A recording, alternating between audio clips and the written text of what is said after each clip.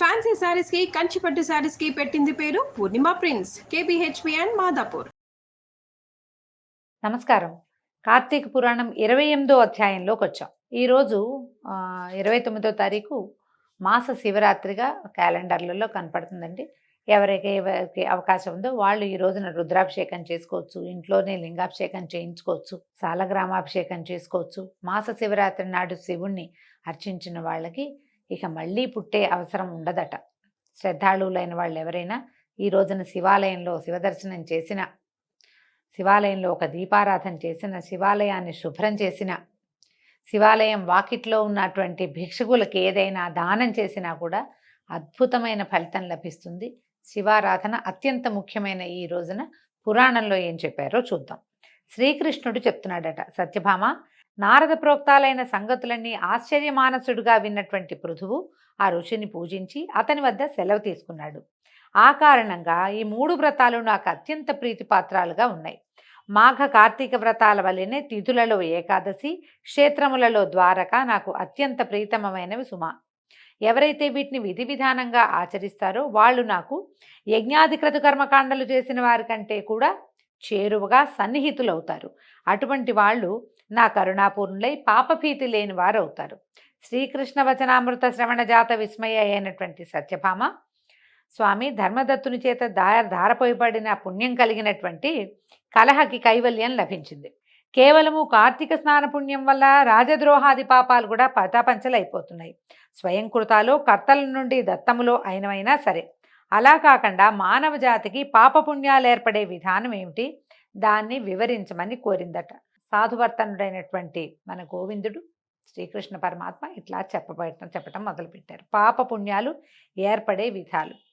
ప్రియా, కృతయుగంలో చేయబడిన పాపపుణ్యాలు గ్రామానికి, ద్వాపర యుగంలోనివి వారి వారి వంశాలకి చెందేవి. కలియుగంలో చేయబడినటువంటి కర్మఫలం మాత్రం కేవలము ఆ కర్తకొక్కడికే సిద్ధిస్తుంది. ఎంత బాగా చెప్పారండి. మిగిలిన యుగాల పద్ధతి వేరు. ఈ యుగంలో ఎవరు ఏం చేస్తాడో ఆ పాపం వాడిదే. అది వాడు అనుభవించక తప్పదు, దానికి తప్పించుకోలేడనమాట. సంసర్గరహితమైన సమాయత్తములు అయ్యే పాపపుణ్యాల గురించి చెప్తాను విను. ఫలాపేక్ష కలిగిన మానవుడు ఒక పాత్రలో భుజించడం వలన, ఒక స్త్రీతో రమించడం వలన కలిగే పాపపుణ్యాలను తప్పనిసరిగాను అనుభవిస్తాడు. వేదాది బోధన వలన, యజ్ఞం చేయటం వలన, పంక్తి భోజనం చేయటం వలన కలిగేటువంటి పాపపుణ్యాలలో 4వ వంతు మాత్రమే పొందుతాడు. ఇతరులతో చేయబడిన పాపపుణ్యాలను చూడడం వల్ల, తలచుకోవటం వల్ల అందులోని 100వ భాగాన్ని తను పొందుతున్నాడు. ఇతరులు ఏదైనా మంచి పని చేస్తే 10 సార్లు మనం మంచి పని అంటే 100వ భాగం వస్తుంది. వాడు ఏదైనా పాపం చేశాడు అనుకోండి, తిలా పాపం తలా పిడికడని శాస్త్రం చెప్తారు మనకి. వాడి గురించి పదే మాట్లాడితే అందులో నుంచి భాగం కూడా మనకు వస్తుంది. తప్పు చేసిన వాళ్ళ గురించి పదే మాట్లాడడం, వాళ్ళని ఆడిపోసుకోవటం, వాళ్ళ గురించి గాసిపింగ్ చేయటం లాంటివి అస్సలు పనికిరావండి. వాళ్ళు చేసిన తప్పు, అకార్యాలు, చేయకూడని పనులు, వాటి తాలూకు భాగం మనం కూడా పంచుకుంటాం. పురాణంలోనే ఖచ్చితంగా చెప్పారు చూడండి. ఇది ఇతరులను దూషించేవాడు, తృణీకరించేవాడు, చెడుగా మాట్లాడేవాడు, పితూరీలు చెప్పేవాడు, వీడు ఇతరుల పాపాలను తాను పుచ్చుకుని పుణ్యాన్ని జారవిడుస్తున్నాడని తెలుసుకో. మన పుణ్యం పోతుంది, వాళ్ళ తిలా పాపం మన నెత్తి మీదకి పిడికెడుగా పరిణమిస్తుంది. తన భార్య చేతనో, కొడుకు చేతనో, శిష్యుని చేతనో తప్ప ఇతరుల చేత సేవలు చేయించుకున్నట్లయితే తప్పనిసరిగా వారికి తగినంత ద్రవ్యాన్ని ఇచ్చి తీరాలి. డబ్బిచ్చి సేవ చేయించుకోవచ్చు. భార్యకి, కొడుక్కి, శిష్యుడికి డబ్బులు ఇవ్వక్కర్లా, వాళ్ళు సంతోషంగా చేస్తారు. వాళ్ళకి డబ్బు ఇవ్వక్కర్లా. నీకు పని చేశాను కాబట్టి నాకు డబ్బు ఇవ్వని అడగకూడదు భార్య కానీ, కుమారుడు కానీ, శిష్యుడు కానీ.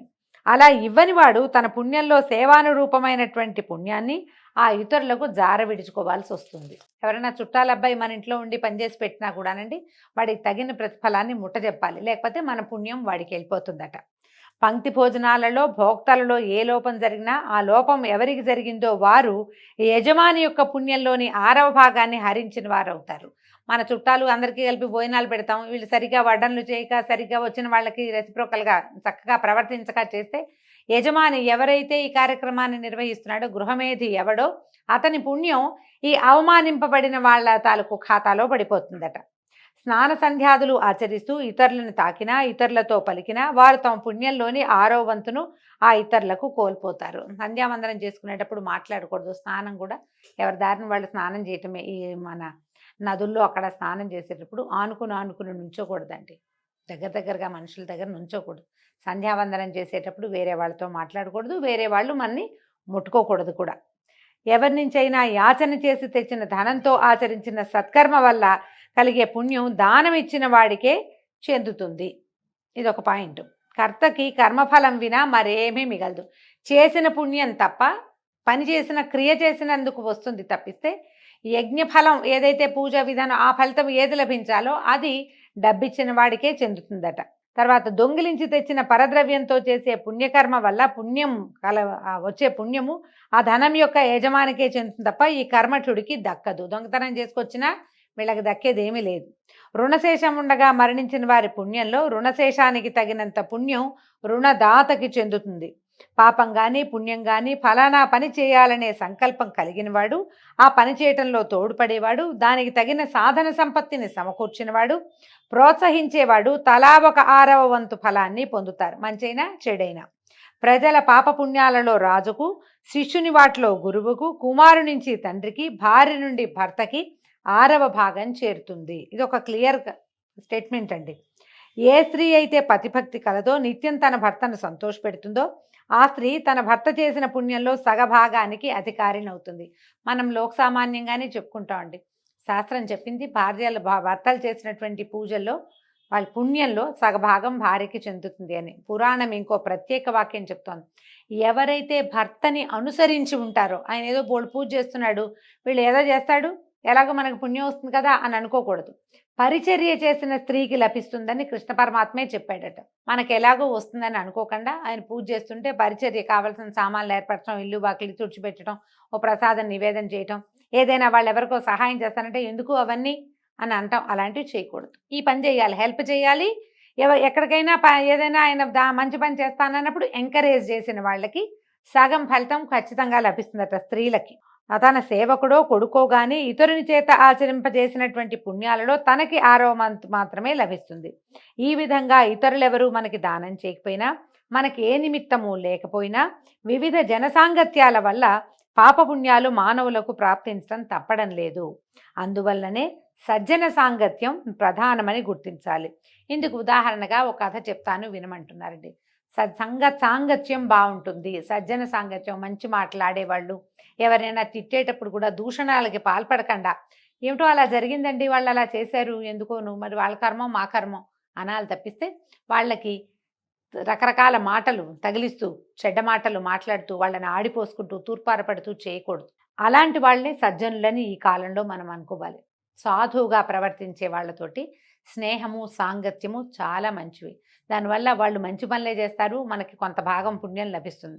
వాళ్ళు చెడు చెయ్యరు, చూడరు, అనరు కాబట్టి మనకి ఏ పాపము సంక్రమించదు. కాబట్టి ఉత్తమ జన సాంగత్యము, సజ్జన జన సాంగత్యము చాలా అవసరము, మంచిది కూడాను. అయితే ఇప్పుడు నేను చెప్తున్న కథ ఏమిటో చూద్దాం. ధనేశ్వరుడి కథ. సత్సాంగత్య మహిమ, మంచి వాళ్లతోటి స్నేహం చేస్తే కలిగే ప్రయోజనాన్ని ఈ కథలో చెప్తారు. బహుకాలం పూర్వము అవంతిపురంలో ధనేశ్వరుడనే బ్రాహ్మణుడు ఉండేవాడు. సహజంగానే ధనికుడైన అతడు కులాచార భ్రష్టుడై పాపాసక్తుడై చరించేవాడు. అసత్య భాషణము, చౌర్యము, వేశ్యాగమనము, మధుపానము ఇత్యాది దుష్కర్మలలో చురుకుగా పాల్గొనటమే కాకుండా షడ్రసాలు, కంబళ్ళు, చర్మాలు మొదలైనటువంటి వర్తకాలు కూడా చేసేవాడట. వర్తక నిమిత్తం ఒక దేశం నుంచి మరో దేశానికి వెళ్ళటం అతనికి అలవాటు. అదేవిధంగా ఒకసారి మాహిష్మతి నగరాన్ని చేరాడు. ఆ నగర ప్రాకారం చుట్టూ నర్మదా నది ప్రవహిస్తూ ఉంది. ధనేశ్వరుడు ఆ పట్టణంలో వర్తకం చేసుకుంటూ ఉండగానే కార్తీక మాసం ప్రవేశించింది. దాంతో ఆ ఊరు అతిపెద్ద యాత్రాస్థలిగా పరిణమించింది. వచ్చేపోయే జనాల రద్దీ వలన సాధారణంగా వ్యాపారాలు బాగా జరుగుతాయి కదా. ఇప్పుడు చూడండి, పండగల రోజుల్లోనూ అప్పుడు ఏదైనా ప్రోగ్రాములు ఉన్నప్పుడు, జాతరలప్పుడు అలాంటి చోట వ్యాపారం బాగా జరుగుతుంది విశేషంగా. ధనేశ్వరుడు నెలంతా అక్కడే ఉండిపోయాడు.